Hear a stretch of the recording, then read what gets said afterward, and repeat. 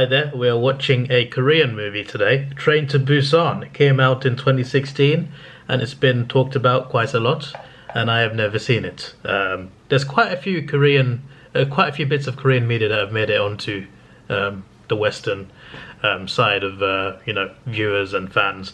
I've worded that very terribly, but the point is there's some movies and shows made in Korea that exploded worldwide, just like Squid Game, for example, and there's another good one. I've forgotten already. No, the one that won the Oscar, Parasite. Yeah, Parasite as well. So it's good to see that. And this obviously came out before both of them. Train to Busan is popular amongst, I don't know if it blew up, but it definitely was popular. And I put it on my list because people are talking about it. I just thought, oh, this looks interesting. I think Hollywood are playing a remake of it, but they never did it. But yeah, while a zombie virus breaks out in South Korea, passengers struggle to survive on the train from Seoul to Busan. So it's a zombie movie, and I think it focuses on a family, and they're on a train from Seoul to Busan, trying to escape the zombie apocalypse. Sounds like fun. Let's go. I already see some familiar faces on the cast as well. The salesman guy who played the game on Squid Game. The guy who initiated the game in the suit. The guy in the suit.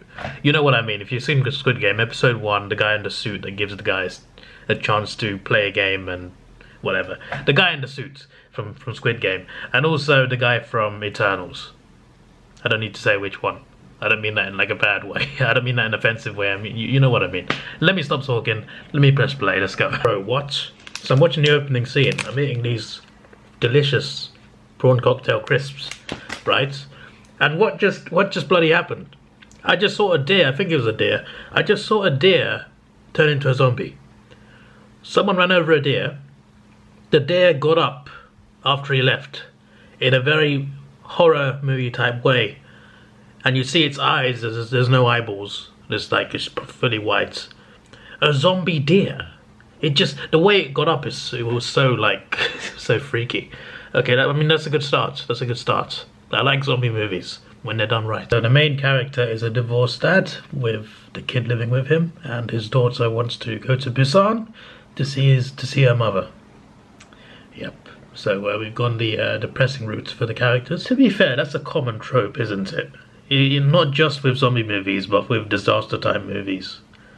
There's always a family problem somewhere. Even like monster movies, even in Godzilla movies you get that issue, especially the Hollywood ones. There's always a family that's dysfunctional or a bad friendship. And I'm guessing the disaster brings them together. Bro, they filmed this so well. The way the outbreak happens on the train is just unbelievable. It's terrifying and it's just done so well. I love it. The main character obviously is the guy I mentioned. He kind of prioritizes work over family as well, so he's one of those guys. His daughter just wants to be happier, I guess. He wants his mother. So I keep saying his, it's her. Why am I saying his? I said daughter as well. And then they meet a couple on the train. One is the guy from Eternals and his pregnant wife. They're off the train now and they've separated. I think the guy and the kid, his daughter's on their own. But I feel like we've not seen the end of that guy from Eternals. But yeah, the way the outbreak happens is crazy. And there's a news report scene where they show it happening in other places. You see zombies on helicopters flinging people off. It's scary. They sound like the Walking Dead zombies, but they're not like the Walking Dead zombies. Walking Dead ones, they walk. These ones, they run at you. They run at you. If they see you, they run at you. So if you block their view, they don't attack you. That's pretty interesting. But yeah, when they attack, they run at you, they jump at you. It's not like the Walking Dead walkers. They sound like the Walking Dead walkers, but they're OP. It's like the Walking Dead walkers, but they run and they're on crack. But yeah, every scene that involves the zombies attacking, they filmed it so well. Like the camera angles and everything, they make it look so good. So good. It is interesting though, because obviously zombies, they're hungry, but they're also stupid. And in this movie, like someone genuinely stopped a zombie by covering their head with a coat. They can't see you now, so what's he gonna do? I find that quite interesting because that's slightly different to most zombies that you see. It's very interesting. They're back on the train. I thought when they got off the train they'd be off the train, but yeah, it turns out the station they got off at is not as safe as they think. What's quite an interesting dilemma is there's a group of people on this train that are school friends. They're wearing the same uniform, mostly boys, some girls. They've been fighting off zombies with baseball bats, but unfortunately they all get taken apart from one guy. I mean, there's one girl as well, but she's on the other side of the train. But there's one guy, and there's at one point this kid, and the Eternals guy, I'm going to call him that, and the main character, they got to fight their way through like 5 cars to get to the other people. And there's a dilemma at one point. They go into this one coach, and it's just the school friends, and they're all zombies. So one of these guys is the kid. Like, they've been fighting their way through as a free, and it's worked because they're a great team of 3. But as soon as he sees his friends as zombies, he freezes. Like, he can't do anything because that's his friends. Even though they're not his friends anymore, they're zombies now. That's still his friends to him. So that's an interesting dilemma. Usually you get the moment where he just kills them anyway, but it doesn't happen here. He doesn't kill them. But it seems like when they go into a tunnel, they calm down. They go into a tunnel, and it's not like it's still visible. You can still see people, but I think the flashing lights in the tunnel actually calm down the zombies. So that's interesting. And when they can't see, obviously they're attracted by sound as well. So they're finding clever ways to distract the zombies now through sound in the dark, which is interesting. But obviously tunnels do end, so they got to do it quickly. But it's quite clever how they're finding ways to get around these zombies. Alright, so I had to pause it. That was a lot to take in. One whole big set of scenes. Wow. A lot of people would have cried by now. I am not far away from crying. My word. So like, the 3 are fighting their way through. Their families are like in the middle, like the pregnant wife, the child is there, and there's a crazy man, the crazy character is clearly terrified and traumatized. He's there as well. So yeah, they get them along the way, they get them through, and yeah, the kid's got a friend. Like one of the schoolgirls is on the train with the rest of the people, and with the rest of the people there's this rich guy in a suit. So it's not the main character, but he's like a worse version of the main character, if that makes sense. So he's the main character if he was only out for himself. The main character at least cares for his daughter. This other character cares for no one, only himself. He wanted to depart the train when people were still coming on. He wanted to, like, he heard about, like, because, like, they had phone contact, the girl and the boy, the school kids, and she said, like, my friends are coming. And this rich guy's like, they're fighting their way through, they're gonna be infected, you gotta blockade, you gotta barricade the door and everything. There's a child, a pregnant woman coming, but they don't care. You gotta barricade the door. So they get all the way, they finally get to the carriage, and it's blocked off. The people who have listened to this guy in the suit has influenced everyone. There's a trained staff member who is covering the schoolgirl's mouth so she can't scream at them. And the guy in the suit has smashed her phone. So they're trying to stop her from telling them that she's there. They're trying to break through the door now. The main character's trying to break through the door, while the other passengers are trying to stop them because they feel they might be infected. Apart from the schoolgirl who wants to let them in, but she wants them to come in, but the rest of the passengers don't. But they're mainly influenced by this guy in the suit. To be fair, like, in real life, people would panic as well. If this sort of outbreak happened and there's people coming towards you on a train, you might think there's a possibility that, you know, they might be infected. That's not like an irrational thought, in my opinion, especially in a situation like this. But this guy in the suit was like, more like he's a proper prick. So yeah, they were barricading the other door because zombies were trying to get through that door. They were literally like, they needed to get through one more door to get to the carriage, but it was blocked off. They're trying to open it. The kid's trying to smash open with baseball bats now, and yeah, while they're holding the other door off, because they got to hold the other door off as well because zombies are coming. Zombies have got their hands through, and one of their heads has gone through. They bite someone who's holding the door.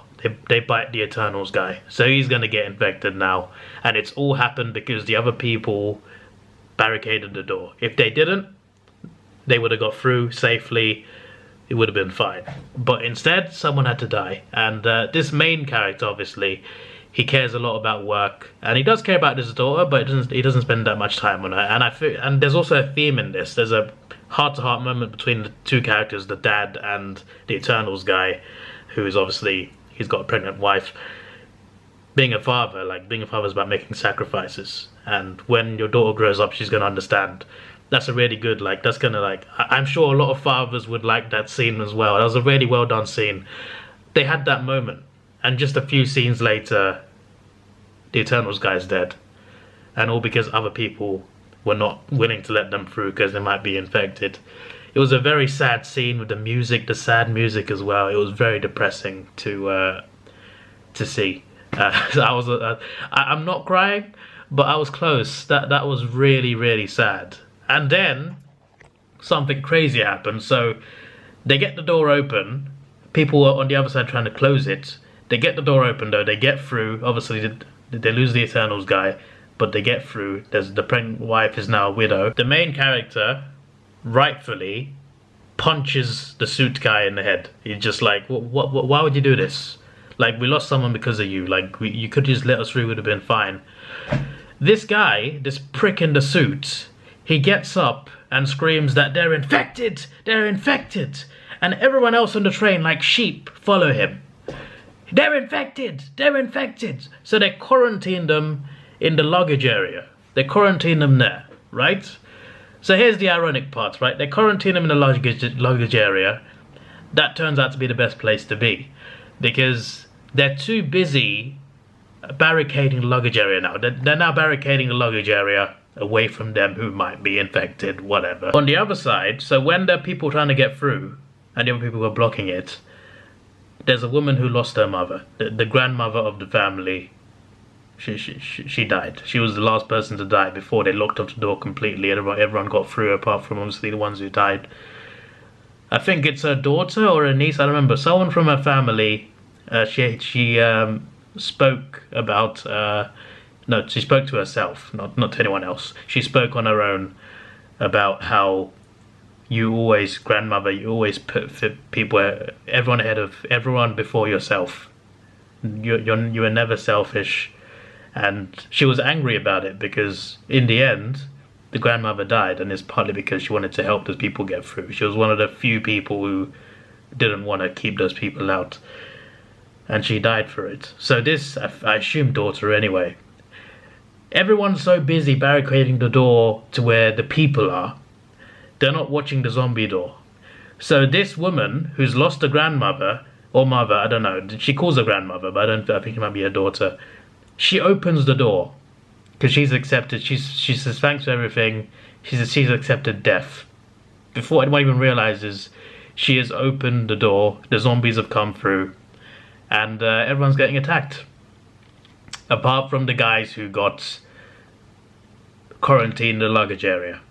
So the main character, the daughter, the pregnant wife, a crazy guy, and the two school kids. Everyone else, I think, is now a zombie, apart from those characters and the train conductor. Unbelievable. In the end, the selfish people got what they got. But they did enter a tunnel, so maybe some might have survived, I don't know. But yeah, the way I've explained it probably sounds a bit funny and crazy and hectic, but in the movie, especially with the music added on, it was so emotional and so sad. That was genuinely terrifying. This is one of the best zombie movies or shows I have seen. Like, this is incredible storytelling. This is how you do humans. This is how you do humans in a zombie movie. This is how you do it. I will be annoyed if we don't see that guy die though, that prick. Like, he must be dead by now.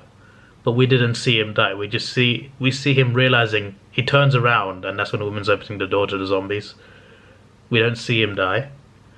And I feel like the way they built this character up, he's been a prick in every scene. And he's been selfish, looking out for himself in every single scene. He's pretending to be for the people, and the people are following him like sheep. But he has been so selfish, he's the only thing to thought about himself. And he might have died off screen. That's the sort, you build up these sort of characters normally because their death is satisfying. You don't see his death. He is the only death in this movie that's justified. Every other death is very sad and compelling. This one guy, You want to see him die, but you don't. So the main character, I thought he was on like a redemption arc. Like he wasn't evil, but obviously he was prioritizing work over his daughter. And you know, a lot of people are like that. It doesn't make him evil. Of course they can improve on that. They could be better parents. Sure, but like it still like felt like a redemption arc. He was like caring more and more for others. And then he gets a phone call and he finds out that the company he works at was the company behind the zombie outbreak. Like something they created ended up in this zombie outbreak. It was the company he works for. That's I mean, what do you do in that? What do you do in that situation? Like it's all of this might have been your fault. Like that's terrifying. Also, the prick is alive. You know, the guy who was, you know, telling to quarantine them. He hid in a toilet along with one of the train workers. They've also stopped because there's a train crash ahead of them. So they got to find another train to make it to Busan. This is interesting. Most of the train now is full of zombies. Oh, this suit guy needs to get done. I'm glad he hid in the toilet because his death will be satisfying. They better kill him off. The train guy who was like supporting him all this time, they were hiding in the toilet. He checks if the coast is clear. The coast is not clear. He tells the train guy that it's clear. He pushes he tells the train guy, yeah, go ahead. He pushes him into the zombies and runs away. Ah, oh, this guy has to go! This guy has to go! Also, there's a train on fire heading towards the rails. What? It was just a train and not carriages with it, but the point is the train conductor found another train to go on. And there's another train coming the other direction on fire. This is ridiculous. Oh my god, this suit guy. He finds like he makes me more angry every time he does something. The two school kids, the boy and the girl, they're trying to break out of the train. The suit guy comes in the carriage and he throws the girl towards a zombie and she gets bitten. And then the guy is so distraught by losing his girlfriend, he's holding her in his hands and she bites him and now they're both zombies. And now the bloody suit guy gets away, he runs away. How does he get away with everything? What? I can't be arsed, man. There's a train, what's the main part of the train called? Not the carriages, the train, the actual like thing at the front. What's that called? Anyway, I'm going to call it a cockpit, even though that's not what it's called. But it's the part where you control the train, obviously. There's the train conductor's there. He's driving the train away. He sees the suit guy on the floor, goes to help him. The suit guy throws him at the zombies. This prick needs to die. Oh my days. All his sheep are dead as well now. And he's killed half the sheep as well. I may have mentioned the crazy guy. The crazy guy is now dead. He sacrificed himself. They're not on the train, but there's three characters. The main character, his daughter, and a pregnant woman. It's them and the suit guy that's left. And the suit guy's on the train, which is somehow running by the conductor. And the three of them are now trying to catch this train. And the zombies are chasing after them. What is it called? What's the front of the train called? The part where the conductor's there driving it. What's that? You don't drive a train, but I'm just trying to like what is that called? There's carriages, and then what's the thing at the front called? According to Google, it is called a locomotive. I thought that was another word for train, as in like with carriages. Apparently the thing at the front with the driver is called the locomotive. And the back one, the very back one, is called a caboose. I've learnt about trains today from a zombie movie. Oh wow. The suit guy, who I've wanted to see killed off this whole time, they get on the train, the locomotive, and they see him and they see he's infected. He got infected. So now the main character's fighting the infected suit guy. But he's already infected, so he's already dead pretty much. So the main character's managed to throw him off the train, but got bitten in the hand. He's now on the train, bitten in the hand. And the only uninfected ones left are his daughter and the pregnant woman. Like, what do you do now? Like, he protected them. He protected his daughter and that pregnant woman. And now, like, if he doesn't do something, then he could kill them both without realizing, because he's infected. That scene of him saying goodbye to his daughter, that was so sad, man. He knew he was infected, he had to go. His daughter was screaming for him. Absolutely screaming for him. And at the start of the movie you can see, like, they did not have the best relationship, but when he goes, she's screaming for him. Just three survivors left then. His daughter, who I'm hoping gets to see her mother. That'd be a good ending for her. And also the pregnant woman with the baby in the room. So those are the only survivors left. Everyone's gone. At least the suit guy's dead. Although his death wasn't satisfying. Well, so they stopped the locomotive because the dad told them where the brakes were before they, before he left. They come to this barricade at the tunnel, so they can't take the train any further. So they stop and they walk through this pile of dead bodies. Luckily, nothing jumps out at them. On the other side of the tunnel, there's military, and they're not zombies. There's a sniper, there's a guy with walkie-talkie. There are like two subjects appearing. We can't identify them. They're ordered to kill them. The sniper's about to shoot, and then the little girl starts singing. And they are able to recognize that they're survivors. The subtitles stopped at the end, I don't know why, but the subtitles stopped working for the very last scene. But when it cut off, it said two survivors approaching, and the commander said something on the radio. I don't know what he said, but assuming he said save them, because they sent a bunch of soldiers towards them. And the movie ends there. The movie ends with them pretty much being saved, and that's it. So no reunion with my mother. But yeah, that's an interesting ending. Yeah, it wasn't a bad ending. I just would have liked to see her meet her mother. That would have been good, I think. But that was incredible. That might be the best zombie movie I've seen. It's definitely it's up there. To be fair, there's not many great ones. This one was a great zombie movie. Like, it portrayed zombies so well and so interestingly and terrifyingly, and it was so scary. But at the same time, they made amazing human characters who you cared about and ones that you hated as well. One particular, to be honest, in this movie. There's a lot of sad, emotional scenes.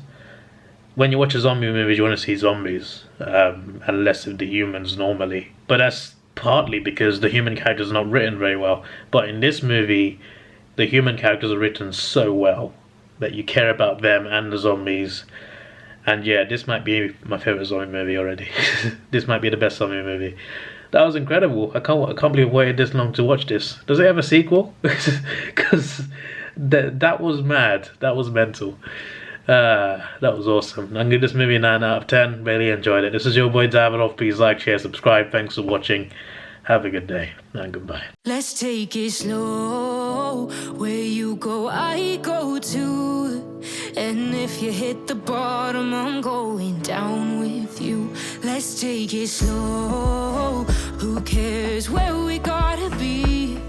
You know you'll have a good time wherever you're with me. Let's take it